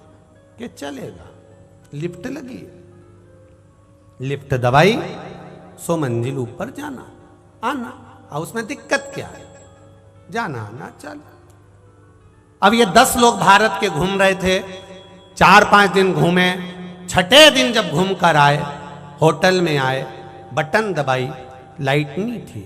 मैनेजर से कहा हमारा कमरा 100 मंजिल ऊपर है, हम कैसे जाएंगे? उन्होंने कहा सीढ़ियां लगी है, चढ़ जाओ। 100 मंजिल ऊपर, हाँ इन सीढ़ियों से चढ़कर जाइए। कोई नीचे का रूम दे दो ना थोड़े समय के लिए, रात भर तो रुकना है, हमें कल वापिस जाना है। नहीं नहीं, रूम तो नहीं है, आपको 100 मंजिल ऊपर जाना पड़ेगा। 10 व्यक्ति ने विचार करा कैसे चढ़ेंगे? कि चढ़ जाएंगे, अपन तो भारत के रहने वाले हैं, चढ़ने में पीछे कहाँ हटते हैं। अपनी अपनी बात के ना, बात करते करते तो अपन कोसों दूर चले जाते हैं। कहो, एक व्यक्ति ने अपनी दुख भरी बात कही, 10 मंजिल ऊपर चढ़ गए। दूसरे ने दुख भरी बात कही, 20 मंजिल ऊपर पहुंच गए। तीसरे ने कही, 30 मंजिल ऊपर पहुंच गए। 90 व्यक्ति ने कहा, 90 मंजिल ऊपर पहुंच गए। 10वें व्यक्ति से कहा अब तू अपनी दुख भरी कथा कह। उसने कहा मैं अपनी दुख भरी कथा कहूँगा तो तुम सब रो पड़ोगे। ऐसी दुख भरी कथा तेरी कौन सी है? कुछ नहीं, कमरे की चाबी नीचे रह गई है, कमरे की चाबी। सब ने जूता निकाला, जो धोने पड़े ना ऐसा धोया। पहले बोलते नहीं बना, मेरा नंबर नहीं आया था, अब नंबर के चक्कर में 90 मंजिल ऊपर पहुंच चुका है। अब क्या करें? तो फिर सब ने कहा नीचे चलो। फिर नीचे आए। अच्छे से सुन लेना, समझ लेना, कितना भी धन कमा लेना, कितना भी वैभव कमा लेना, कितनी भी सत्ता कमा लेना, वैकुंठ नहीं मिलेगा धन और दौलत से। परमात्मा के बैकुंठ धाम जाने की चाबी ये शिव महापुराण की कथा है। ऊपर से फेंक दिया जाएगा, जा वापिस नीचे, चाबी ला, फिर अंदर जा। और जिसको ये चाबी मिल गई, वहीं पे खड़े होकर बोलना चालू कर दिया, श्री शिवाय नमस्तु, श्री शिवाय नमस्तुभ्यम। जैसे ही बोला तो चित्रगुप्त महाराज ने कह दिया, चाबी तुम्हारे पास में, अंदर चले जाओ, जाओ अंदर, और बैकुंठ का दरवाजा खुल जाएगा, आप प्रवेश कर जाओगे। ये चाबी है शिव कथा। भगवान शंकर का नाम ये चाबी है, भगवान का भजन ये चाबी है, शिव तत्व ये चाबी है, शिव की कथा ये चाबी है। केवल कंजरी वालों, हलवल वालों, या जितने आस्था चैनल पर सुन रहे हैं, जितने फेसबुक यूट्यूब पर सुन रहे हैं, केवल ये चाबी आपके पास में नहीं है। ये चाबी तो तुलसीदास जी के पास में भी थी, ये चाबी वेद व्यास जी के पास में भी थी। जितनी पुराण की रचना करी वेद व्यास जी ने, विष्णु पुराण लिखा, बराह पुराण लिखा, ब्रह्मवेत्ता पुराण लिखा, गर्ग संहिता, जितने भी पुराण, नारद पुराण, पद्म पुराण, जितने पुराण वेद व्यास जी ने लिखे, सबसे पहले सारे पुराण में सबसे पहले शंकर जी की कथा लिखी। रामचरितमानस तुलसीदास जी ने लिखी, सबसे पहले शंकर जी की कथा लिखी। वाल्मीकि बाबा ने वर्णन करा, सबसे पहले शंकर जी की कथा लिखी। ऐसी कोई पुराण नहीं, ऐसा कोई शास्त्र नहीं, ऐसा कोई वेद नहीं, ऐसा कोई पल नहीं जिसमें शंकर जी का गुणगान नहीं। क्यों? क्योंकि सबको मालूम था पहले ये चाबी का होना जरूरी है। जो शंकर का हो गया उसके लिए मार्ग खुल गया, जो शिव का हो गया उसके लिए मार्ग खुला। करो शिव का भजन।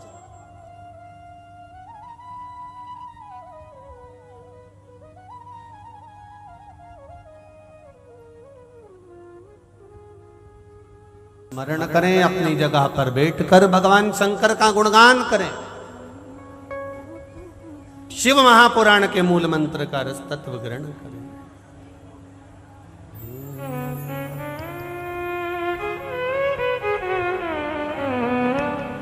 श्री शिवाय नमस्तुभ्यं, श्री शिवाय नमस्तुभ्यं, श्री शिवाय नमस्तुभ्यं, श्री शिवाय नमस्तुभ्यं, श्री शिवाय नमस्तुभ्यं।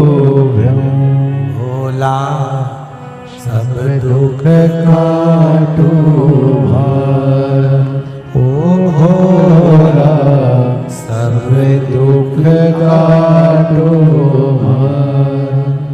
शिव शंकर जपो तेरी माला, भोले बाबा जपो तेरी माला। भोला सब दुख काटो भार, ओ भोला सब दुख काटो भार।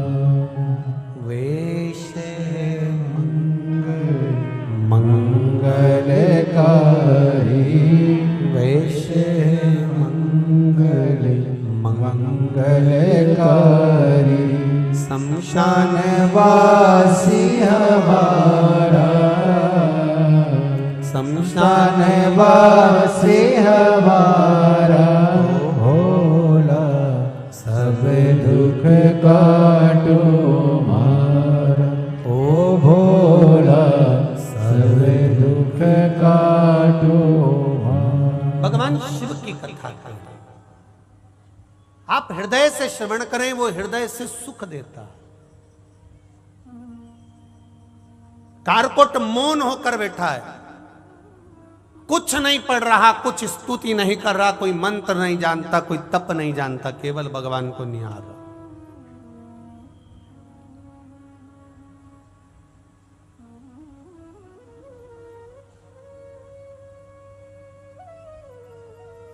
बस शिव प्रकट हो गए। कारकोट तू वासुकी नाग का भाई है, शेष नाग का भाई है।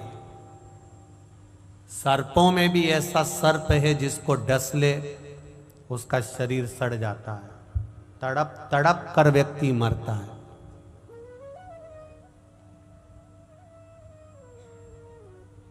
क्या चाहिए तुझको? क्यों मेरे सामने बैठा?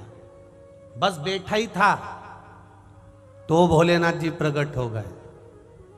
जरा विचार करिए, जिंदगी के मोड़ पर कभी तकलीफ में आ जाओ, कष्ट में आ जाओ, परेशानी में आ जाओ, कहीं दुनिया के लोग कहें कि वहाँ चले जाओ, वहाँ पर ये हो रहा है, वहाँ भभूत बट रही है, तो वहाँ बेल मिल रही है, तो वहाँ ये मिल रहा है, ये ढोंग और प्रपंच में नहीं पड़ना। हाँ, शिव के मंदिर में जाकर तुम्हारे नज़दीक में जो शिवालय हो, जो मेरा बाबा बैठा हो, उसके पास जाकर बैठ जाना, सारे दुख हर लेगा, सारे दुख।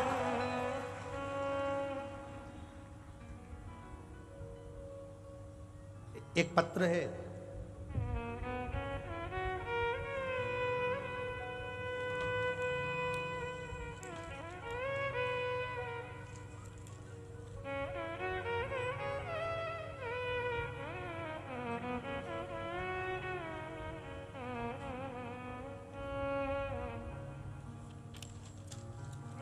शंभो शरण पड़ी आंधो घड़ी रे घड़ी दुख काटो दया करी न दर्शन आपो।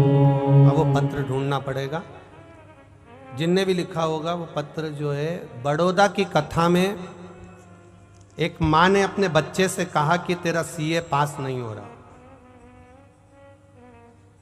तो एक काम कर, बड़ौदा में कथा हो रही है, शिव महापुराण की कथा, एक काम कर, तू वहां चले जा और वहां जाकर जो सेवा मिल जाए तेरे को वो पंडाल में सेवा कर। देखिए अब पत्र, जिसने पत्र लिखा हो और उसका लड़का सीए में पास हो गया, जिसने भी लिखा हो, आपने लिखा है, हाँ, वो पत्र मेरे को ढूंढना पड़ेगा, इसलिए धन्यवाद आप खड़े हुए उसके लिए, बहुत बहुत साधुवाद।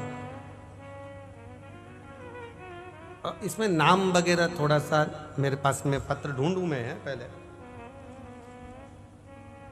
शंभो शरण पड़ी आंधो घड़ी रे घड़ी दुख काटो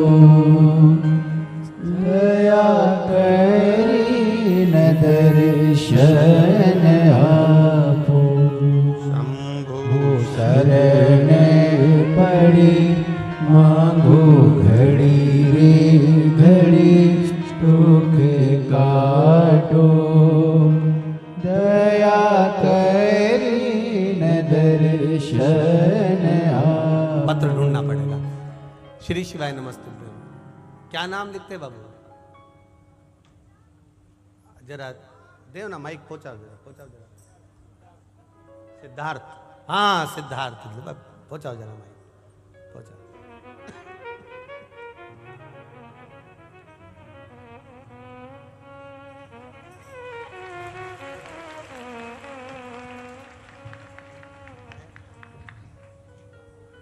अच्छा, शिवलिंग का फोटो है उस पे? हाँ, शिवलिंग का फोटो है। ये तो ढूंढ लूं। सिद्धांत गदीया महर्षि समाज से है। ये है हाँ, शंभू।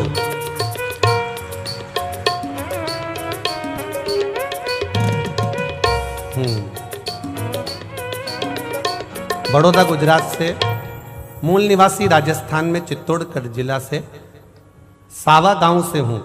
मेरा लड़का सिद्धांत जी गांधिया सीए फाइनल की परीक्षा में रह गया था। टीवी पर हम कथा सुनते थे और बाबा देवादिदेव महादेव से यही प्रार्थना करी कि कैसे भी इसका सीए फाइनल हो जाए। जब ये भी हताश होने लगा तब इससे कहा कि बड़ौदा में शिव महापुराण की कथा हो रही है, तू एक काम कर, माँ सेवा करने चले जा। और बाबा की कृपा ऐसी रही, सेवा कर कर आया है और बाबा की करुणा से सीए फाइनल में पास हुआ है। ये शिव तत्व है। बधाई बाबू आपको बहुत बहुत। श्री शिवाय नमस्तुभ्यम। बैठिए। हर हर महादेव। एक पत्र और आया है, बड़ा सुंदर है, वो भी देख लीजिए।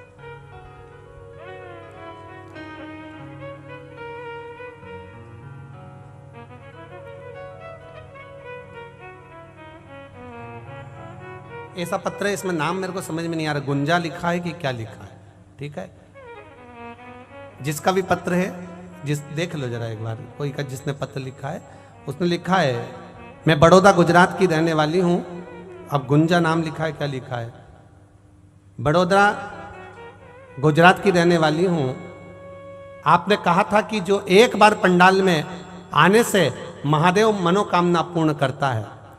मेरी बेटी 3 साल से सीए का एग्जाम दे रही थी, पर एक बार भी वो उत्तीर्ण ना हो पाई, और बाबा की कृपा से बड़ौदा की कथा में वो आई और बड़ौदा की कथा में बैठकर कथा सुनी और वो सीए पास हुई। ये पत्र जिसने भेजा हो, आप ही ने भेजा?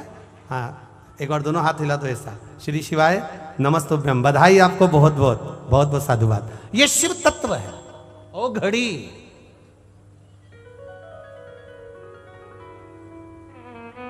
ओ घड़ी है वो अड़भंगा। वो तो कहीं आपको साधुवाद देना चाहिए परम पूज्य महंत श्री रामशरण दास जी महाराज को, जो वो सीहोर से इस गंगा को पकड़कर कंजरी तक लेकर आ। बहुत बहुत साधुवाद देना चाहिए। और यजमान परिवार को भी साधुवाद दूंगा कि कंजरी वालों को ये मौका मिला है, हलोल वालों को ये मौका मिला है। कथा यजमान परिवार को साधुवाद दूंगा जिन्होंने यहाँ बिठाकर यह पावन कथा का रसतत्व ग्रहण कराया, उसके लिए साधुवाद।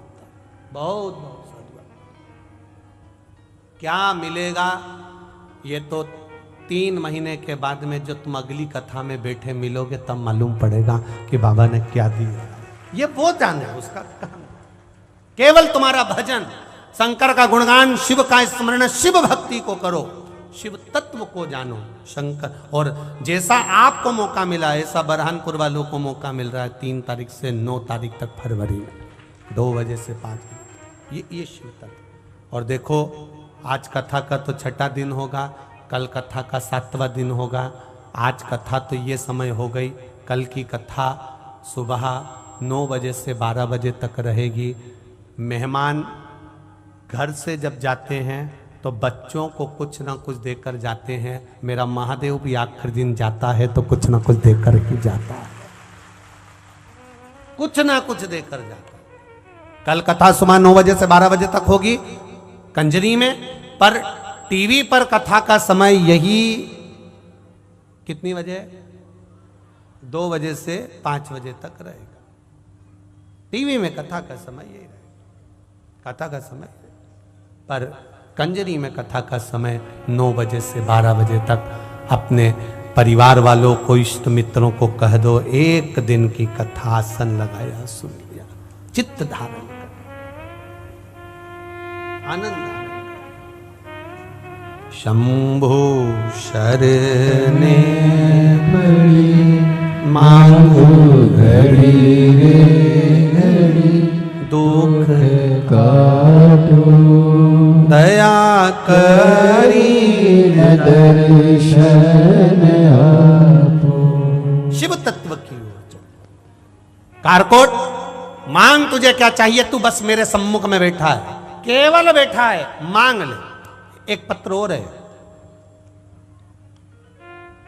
मैं जसवंत सिंह पत्नी उषा देवी, निवासी बाला सिंदूर, बढ़िया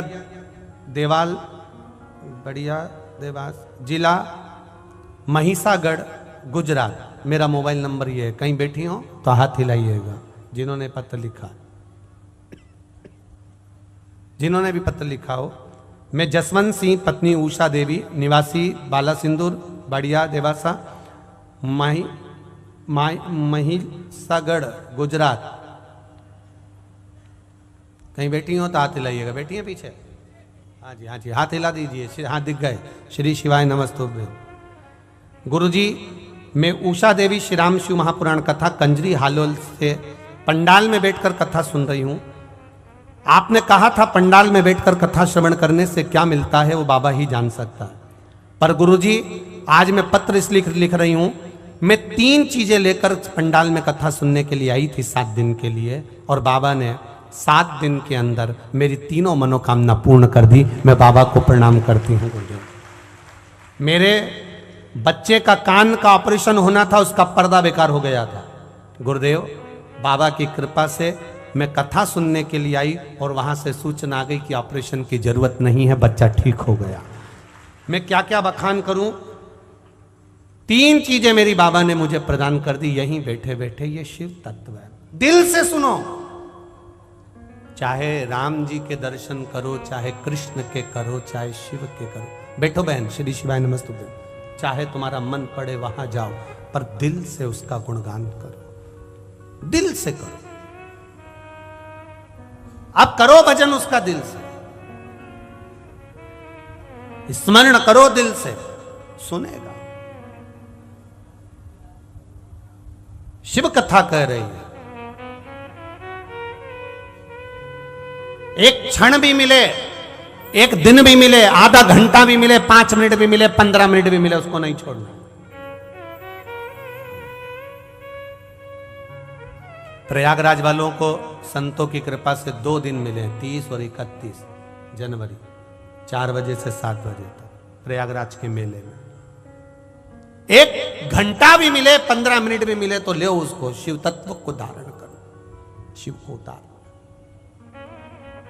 कहा कारकोट मांग तुझे क्या चाहिए। बाबा मुझे कुछ नहीं चाहिए, सर्प यज्ञ हो रहा है, आहुतियां दी जा रही है, मुझे भी ढूंढा जा रहा है आहुति देने के लिए, इसलिए मैं आपकी शरण में आ गया। शंकर जी ने कहा जब घबराया हुआ, हारा हुआ, परेशान व्यक्ति, परेशान जीव जब मेरे पास में आता है तो मैं उसको अभय दान दे देता हूं, उसको भय नहीं रहता, भय से मुक्त हो जाता। अब भय नहीं है तेरे को, चिंता मत कर। मुझे ढूंढेंगे, मार देंगे, आहुतियां दे दी जाएगी। जन्म जस सर्प यज्ञ कर रहे हैं, मेरी आहुति भी चली जाएगी। क्या करूं मैं भोलेनाथ जी? भोलेनाथ जी कहते काय को चिंता करता है। शिवलिंग के नजदीक में आने के बाद, शिवलिंग के पास में जाने के बाद व्यक्ति को अपनी जो भी टेंशन है, जो भी चिंता है, जो भी परेशानी है, वो छोड़ देना। किसके ऊपर छोड़ देना है? जो लोटा भर के जल चढ़ा रहे हो, महादेव के ऊपर जल चढ़ाते समय सब छोड़ते जाओ कि अब तुम्हें संभालना है। ये हाथ मैंने आपको पकड़ा दिया है, अब मुझे नहीं संभालना, अब आपको संभालना। अब सौंप दिया इस जीवन का सब भार तुम्हारे हाथों में। संपूर्ण अपने जीवन का सारा तत्व शिव जी को दे दिया। जैसे आज पूरा भारत मां नर्मदा जी की जयंती मना रहा है, मां नर्मदा जी का जन्मोत्सव मना रहा है। सभी को मां नर्मदा जी के जन्मोत्सव की बहुत बहुत बधाई। संपूर्ण भारतवासियों को मां नर्मदा के प्राकट्योत्सव की, जन्मोत्सव की बधाई। तपबल बढ़ा। नर्मदा जी ने क्या करा था? क्या करा नर्मदा जी ने? बस केवल देवाधिदेव महादेव के स्वरूप से प्रकट होकर उन्हीं के सामने जाकर खड़ी हो गई थी। कुछ नहीं बोली, कुछ नहीं, एक शब्द भी नहीं बोली, बस खड़ी है। और देवाधिदेव महादेव ने दे दिया। ब्रह्मा जी के कमंडल में जाकर बैठ जा। नर्मदा जी बोली मैं और ब्रह्मा जी के कमंडल में? हां। क्यों?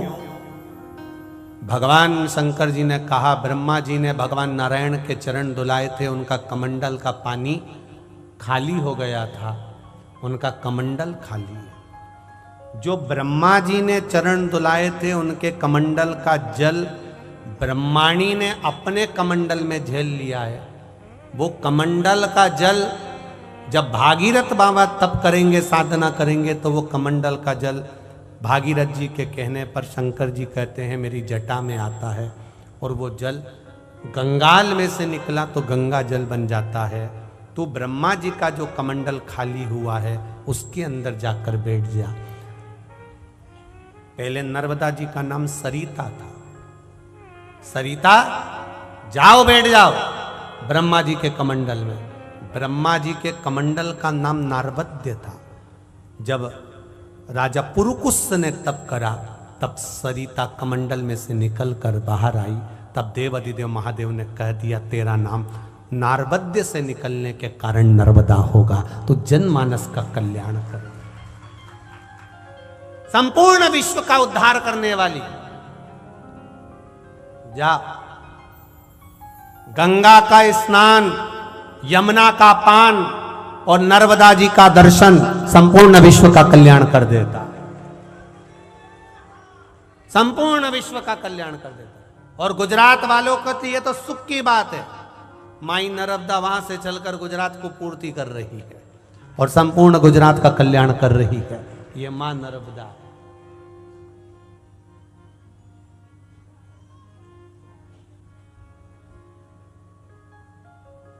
एक लाइन का स्मरण, कोई खड़ा नहीं होगा, पक्का पक्का ना, खड़े तो नहीं होगे? हाँ बस ठीक है। थारो नीरमल नीरमल पानी नर्मदा महारानी।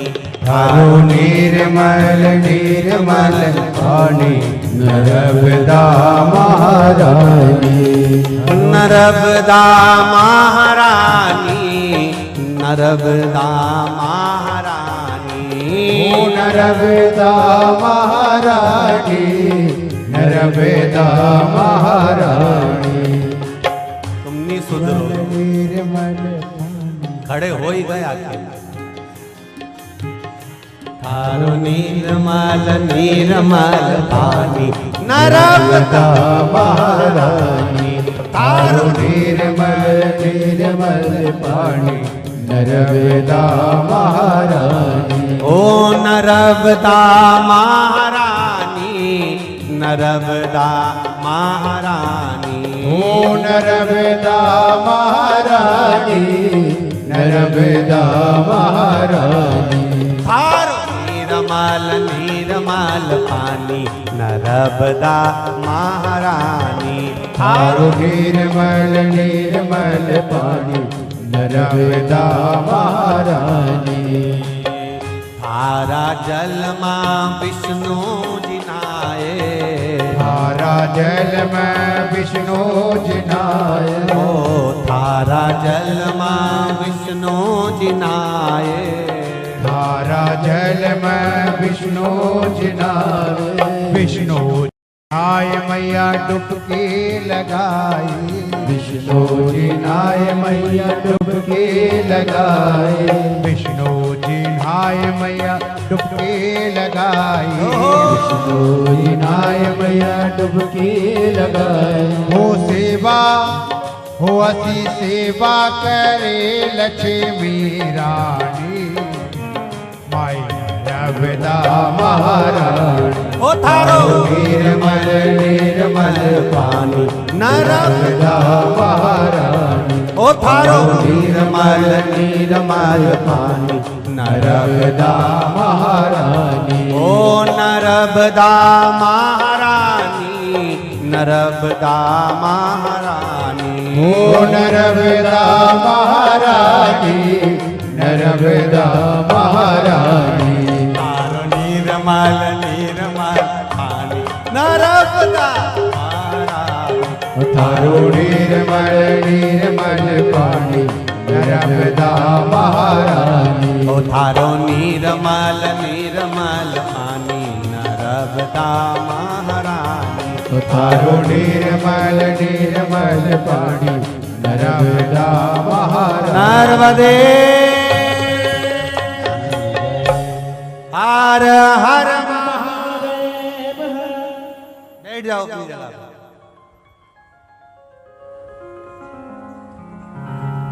शिव कथा कह रही है, भगवान शंकर का गुणगान कह रहा है।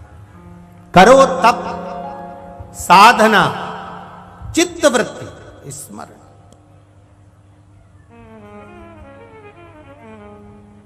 बस आप कृपा कर दो महादेव। शिव जी ने कारकोट नाग को कहा, सुन कारकोट,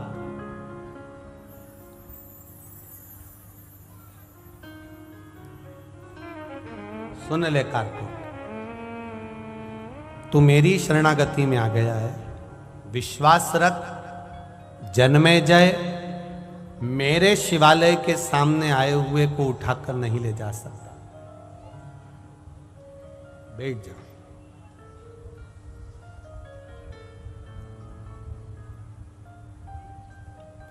कारकोट शिवलिंग के नीचे छुपकर बैठ गया, छुपा है, बैठा है। शंकर भगवान ने फिर कहा, कारकोट तुझे छुपने की जरूरत नहीं है, तू प्रकट हो जा, सामने आ। जो शंकर का होता है उसको डरने की जरूरत नहीं होती है। अकाल मृत्यु वो मरे जो काम करे, चंडाल का काल उसका क्या बिगाड़े, जो भक्त हो महा काल का। जो शिव का उपासक होता है उसको भय नहीं।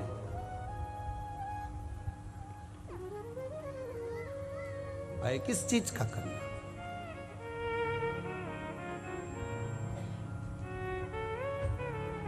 भगवान देवाधिदेव महादेव के पुत्र षडानंद कार्तिकेय जी द्वारा तारकासुर को मरना है। कार्तिकेय जी से माता पार्वती जी ने कह दिया कि तुम तारकासुर को मार दो, पर तारकासुर के हृदय में शिव का निवास है, शंकर जी का निवास। पूरी पुराण उठाकर देखना तुम, शिव पुराण। यहाँ अगर कहीं गीता प्रेस गोरखपुर की कोई दुकान लगी हो तो वहां से शिव पुराण लेकर जाना, पढ़ना। हम भी वही पढ़ते हैं,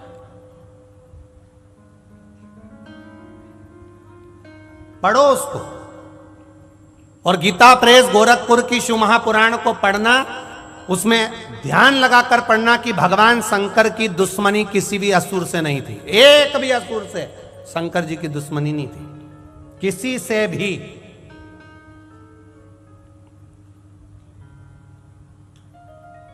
रावण से उनकी दुश्मनी नहीं, कंस से उनकी दुश्मनी नहीं, तारकासुर से उनकी दुश्मनी नहीं, त्रिपुरासुर से उनकी दुश्मनी नहीं, तारकासुर के 3 बेटे तारकाक्ष, विदुमाली, कमलाक्ष से उनकी दुश्मनी नहीं, भस्मासुर से उनकी दुश्मनी नहीं, किसी से उनकी दुश्मनी नहीं।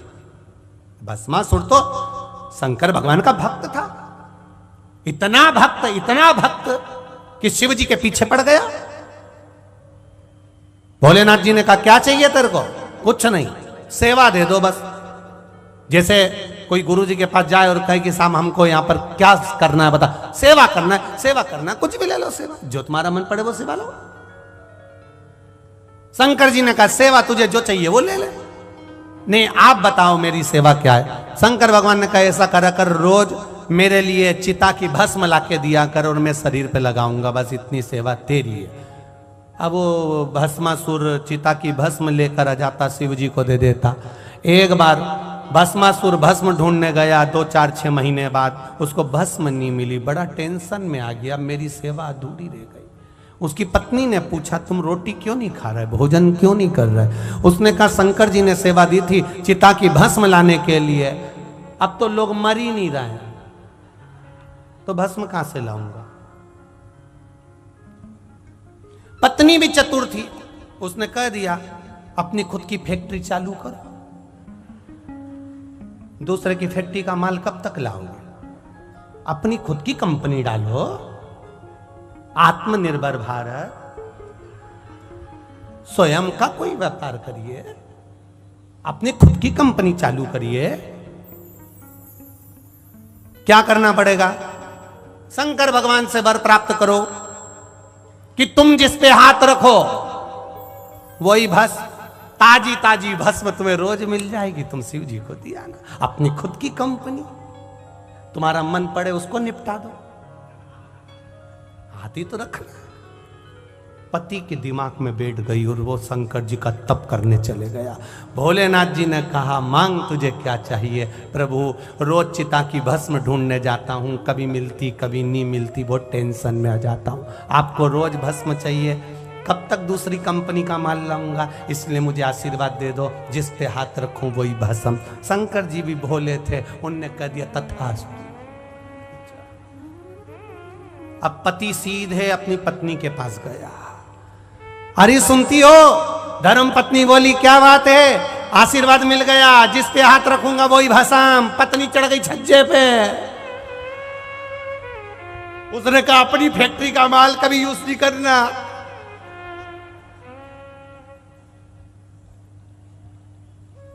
जिसकी खुद की किराने की दुकान होती है, वो अपना बरनी को खोलकर उसमें से टॉफी कभी नहीं खाता, दूसरे की दुकान में जाके खाता।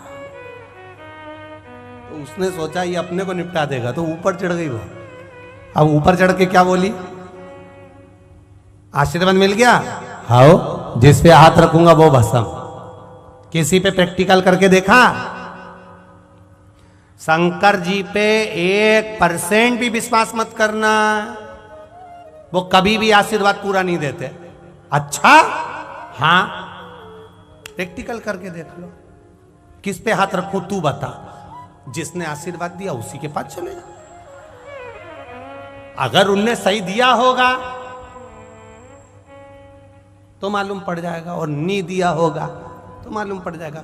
बस चले गया। हर हर महादेव। भोलेनाथ जी ने पूछा, यहां काय को आ गया?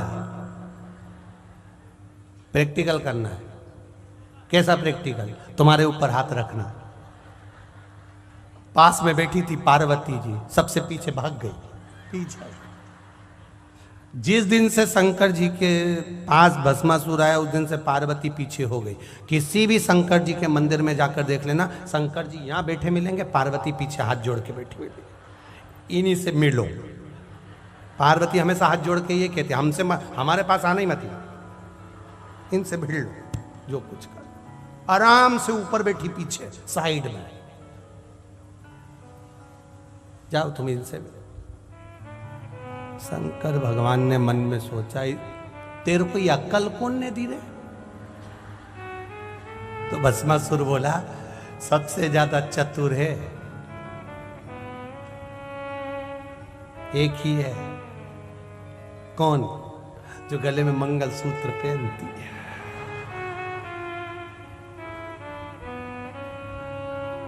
वो खुद का मंगल करती, बाकी का सबका अमंगल कर देती। वो बड़ी विचित्र है। अच्छा, हाँ, उसी ने कहा है प्रैक्टिकल तो करूंगा। महादेव बोले, मेरे ऊपर क्यों कर रहा है? तू घर गया था ना अपनी पत्नी के पास, वो ही तो ऊपर बैठ के बोली है। महादेव बोले, कितनी चतुर है, पता, ऊपर बैठ के वो बोली है और हमको निपटाने चली है। महादेव बोले, मेरे ऊपर हाथ नहीं रख सकते। इतने में भस्मासुर बोला, मुझे पहले ही मालूम था, मेरी पत्नी बोली थी तुम कभी पूरा आशीर्वाद नहीं देते हो, अब तो तुम्हारे ऊपर रख के देखूंगा, चाहे कुछ भी हो जाए। पड़ गया पीछे, महादेव आ गए, भागते गए भागते गए भागते गए। भगवान विष्णु ने पूछा, क्या हो गया? भस्मासुर और आ रहा आशीर्वाद देने। सब भगवान नारायण ने स्त्री का रूप ले लिया, भस्मासुर के सामने जाके खड़े हो गए। कितने हैंडसम हो, एकदम प्रिंस लग रहे हो, एकदम जोरदार राजा दिख रहे हो। अच्छा, इतना सुंदर हो? हाँ। भस्मासुर ने कहा, तुम भी कम सुंदर नहीं हो, मेरे से शादी करोगी? भगवान विष्णु बोले, मैं तो कब से तुमसे शादी करने को तैयार हूं, पर मुझे नृत्य का बड़ा शौक है, नाचने का। मेरे बराबर अगर कोई नाच लेगा तो शादी कर लूंगी। इतने में भस्मासुर बोला, मैं तो नाचने में एक्सपर्ट हूं, नाच के बताऊं। भगवान बोले, मैं जैसा नाचूं वैसा नाचना पड़ेगा, नाचो। भगवान ने ऐसा करा, भस्मासुर ने ऐसा करा, भगवान ने ऐसा करा, भस्मासुर ने ऐसा करा, भगवान ने ऐसा करा, भस्मासुर ने ऐसा करा, भगवान ने ऐसा करा, भस्मासुर ने ऐसा करा, भगवान ने ऐसा करा, भस्मासुर ऐसा। शिव शिव है, शंकर शंकर है, ओगड़ी ओगड़ी है। मेरे पास आने के बाद भस्म, तो यहाँ शिव कहते हैं मेरे नजदीक आने वाले को भय से मुक्त कर देता हूं। वो देव अधिदेव महादेव है, कोई साधारण नहीं है मेरा देव अधिदेव, सहज नहीं महाराज, किसी से बेर नहीं मेरे महादेव का, सबसे प्रेम है, ऐसा मेरा महादेव है। भगवान शिव कारकोट को आनंद प्रदान करते हैं और पार्वती मैया शिव जी से कहकर भगवान श्री गणेश जी का ब्याह पक्का करती हैं। रिद्धि सिद्धि गणेश जी के साथ पधार रही हैं। कल कथा का समय कंजरी में सुबह 9 बजे से 12 बजे तक रहेगा। टीवी पर कथा 2 बजे से 5 बजे तक आएगी।